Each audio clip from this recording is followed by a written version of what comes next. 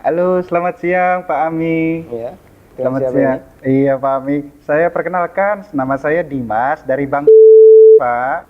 Ada apa Mas Boleh Dimas? minta waktunya 2 menit sebentar aja Pak. Saya ada kabar gembira buat Pak Ami Dua nih. menit ya? Iya, monggo.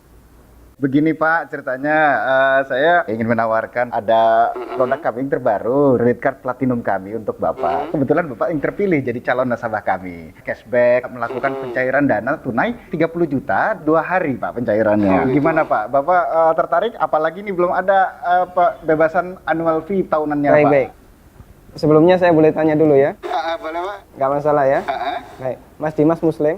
Saya, iya Pak, betul Pak. Muslim ya, Alhamdulillah ya. Kita sama-sama Muslim. Iya Pak. Mas Dimas pernah dengar nggak tentang riba?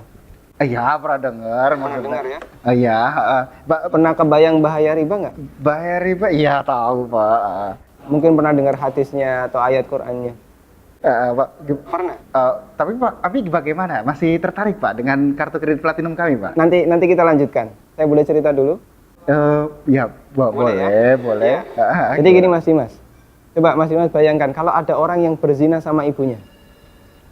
Kira-kira respon masyarakat gimana? Semua orang sepakat jelek ya. Gimana? Maksudnya gimana Pak? Kalau misalnya ada orang yang berzina sama ibunya, semua orang akan menganggap dia melakukan perbuatan yang maksiat. Ya bejat itu Pak. Wah, bejat sekali ya. Bejat Pak.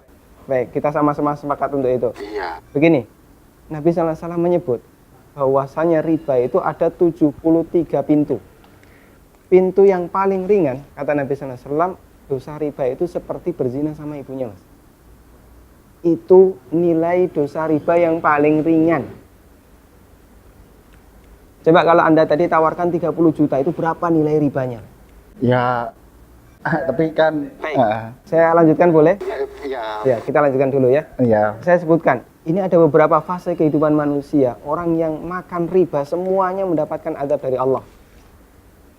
Pertama, ketika di dunia, orang yang makan riba itu ditantang perang oleh Allah.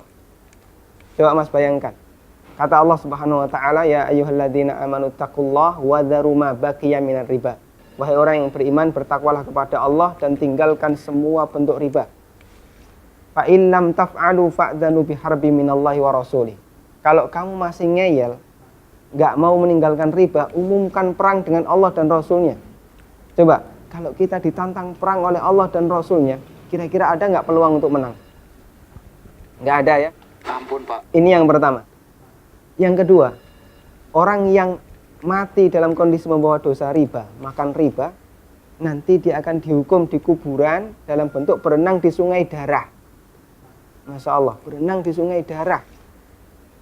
Kata Nabi SAW, beliau pernah menceritakan mimpinya, dan mimpi beliau itu wahyu. Nabi SAW pernah melihat ada orang yang berenang di sungai darah, kemudian di tepi sungai ada orang yang membawa batu. Setiap orang ini berenang menepi, dilempari batu ke mulutnya, kemudian balik ke tengah. Ini yang kedua. Di alam kubur, dia mendapatkan azab berupa berenang di sungai darah. Yang ketiga. Masih ada yang ketiga Pak? Iya. Siap mendengar? Masih sanggup mendengarkan? Iya Pak. Iya, baik. Tapi, Saya lanjutkan ya. Iya Pak. Yang ketiga. Ketika orang ini dibangkitkan oleh Allah dari alam kubur, dia dibangkitkan dalam kondisi sempoyongan, Mas. Allah Subhanahu wa taala bercerita, alladzina ya'kuluna riba la yaqumuna illa kama yaqumul ladzi yatakhabbathu syaitan minal mas.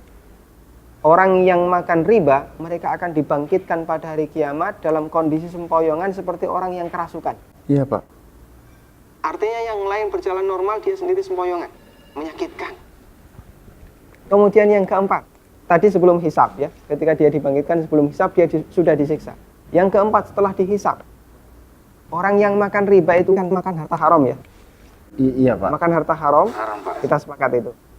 Kalau kemudian daging kita tumbuh dari sesuatu yang haram, berhak nggak dapat surga?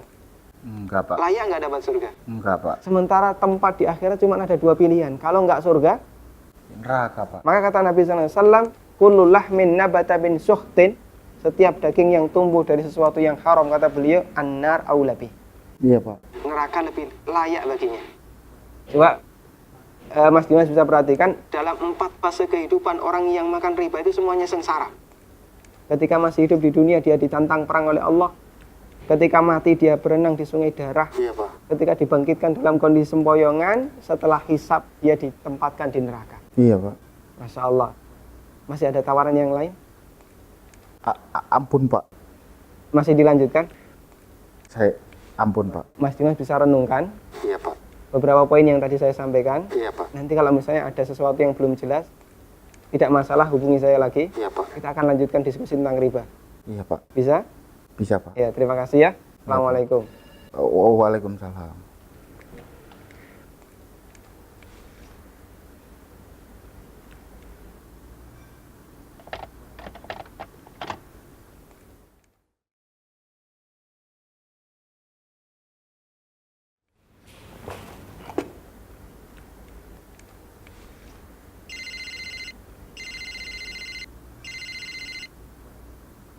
Iya. Halo, assalamualaikum, Pak. Waalaikumsalam warahmatullahi. Saya Dimas nih yang tadi, Pak. Iya, Mas Dimas. Iya. Gimana nih Mas Dimas? Ada tawaran apa lagi nih? Ada lowongan kerjaan nggak ya, Pak ya?